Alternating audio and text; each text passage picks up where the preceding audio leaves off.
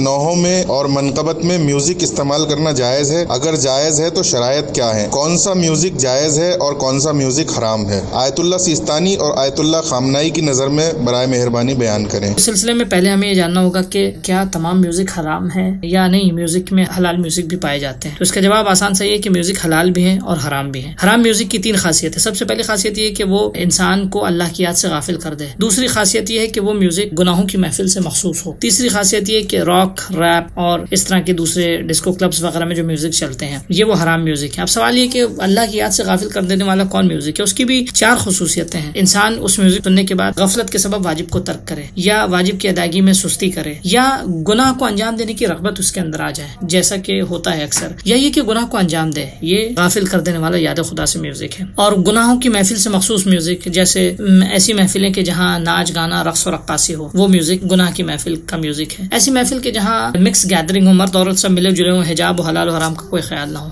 ये भी ऐसी महफिलों में बजने वाला म्यूजिक भी हराम है। ऐसी महफिलें जिसमें म्यूजिक सुनकर इंसान को गुनाह के अंजाम देने की रगबत आने लगे, ये भी हराम म्यूजिक की कैटेगरी में आता है। और उसके बाद तीसरा ये कि रॉक, रैप और डिस्को पॉप वगैरह के म्यूजिक जो हैं ये सारे हराम म्यूजिक की कैटेगरी में आते हैं। इस तरह के हराम म्यूजिक चाहे जिस चीज में भी इस्तेमाल हो, जैसे कुरान की तिलावत में, नौहों में, कसीदों में, जिस इमाम और मासूम के नाम से इस्तेमाल हो, वो हराम है, जायज नहीं है। उनका इस्तेमाल करना हरगिज जायज नहीं होगा। बिस्मिल्लाह के साथ या कुरान की आयत या कसीदे के साथ उनको मिक्स कर देना उनके हलाल होने की दलील नहीं होगा, जैसा कि बहुत सारे मसलन कव्वालियों या बहुत सारे जदीद किस्म के तरानों में ऐसा किया गया है कि जो कि सही नहीं है। दूसरी बात, हलाल म्यूजिक, इनके अलावा ये हराम जो म्यूजिक ना हो वो हलाल कहलाएगा। लेकिन हलाल म्यूजिक की भी कुछ खासियतें हैं, जैसे जंगी तरानों के म्यूजिक हैं, मोतबर इस्लामी तरानों के म्यूजिक हैं, या मिसाल के तौर पर गम अंदों के म्यूजिक हैं, ये भी हलाल म्यूजिक की कैटेगरी में आता है। अलबत्ता गम अंदों की म्यूजिक में कभी कभी गम जो है वो इश्क और आशिकी और आशिक और माशूक का गम होता है। ये ऐसे म्यूजिक जो है कि जो गुनाहों से के हमरा होते हैं, वो म्यूजिक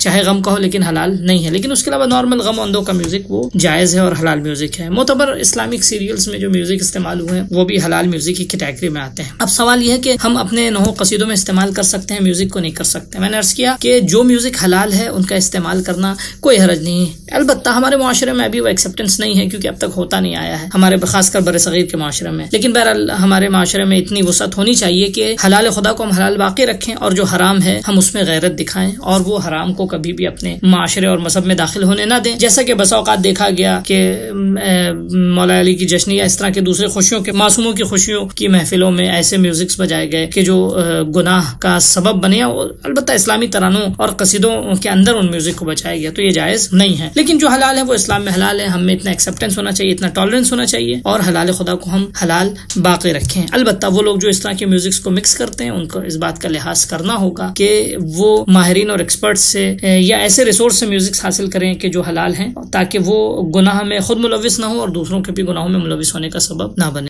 दोस्तों, हमारी आपसे गुजारिश है कि आप हमारे चैनल को ज़रूर सब्सक्राइब करें, अपने दोस्तों को, अपने रिश्तेदारों को और दीगर मोमिनीन को भी इस चैनल को सब्सक्राइब करने की दावत दें। और अगर आपके जहन में कोई सवाल मौजूद है तो आप यहीं कमेंट बॉक्स में अपने सवालात को पूछ सकते हैं, या आप हमारे दिए गए इंस्टाग्राम पेज पर भी अपने सवालात को पूछ सकते हैं। अगर आपका पर्सनल सवाल है तो आप हमारी दी गई ईमेल आईडी पर, कि जो यहाँ पर मौजूद है, पुरानी आईडी हमारी डिलीट हो चुकी है, लिहाजा इस नई ईमेल आईडी पर आप अपने सवालात को भेज सकते हैं। अगर आप हमें हेल्प करना चाहते हैं, मदद करना चाहते हैं, तो पैट्रियन के जरिए से मंथली मेंबरशिप हासिल कर सकते हैं। पैट्रियन की लिंक डिस्क्रिप्शन में मौजूद है। और अगर इसके अलावा किसी और जरिए से आप हमारी मदद करना चाहते हैं, हेल्प करना चाहते हैं, तो हमारे इस नंबर पे ज़रूर रब्ता करें।